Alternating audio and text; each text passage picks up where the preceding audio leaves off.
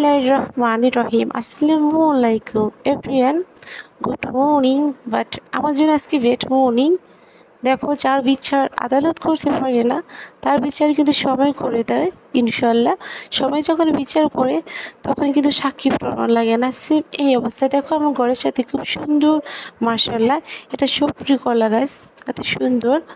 এই কলা গাছটা যখন নতুন গাছে নতুন মাটিতে মানে কলা ছড়া মানে হয়েছে, তখন আস্তে আস্তে কিন্তু আজকে 3 মাস লাগে কিন্তু গাছটার থেকে ফলটা এতটুকু হয়েছে, মাশাল্লাহ।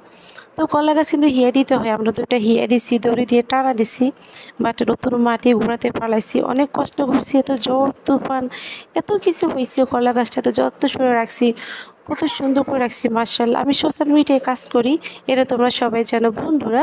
তো আমার ইচ্ছে করছে সকাল বিকাল সন্ধ্যা একটা ফটো দিয়ে সোশ্যাল মিডিয়ায় ছাড়ি, একটা ভিডিও করে দেখাই তোমাদেরকে, যেহেতু আমার সুন্দর, মাশাল্লাহ, নিজের বাড়িতে নতুন মাটিতে আল্লাহর দান একটা কলা গাছের কলা ফল হয়েছে, কলা ফুল ধরছে, আস্তে আস্তে বড় হয়েছে।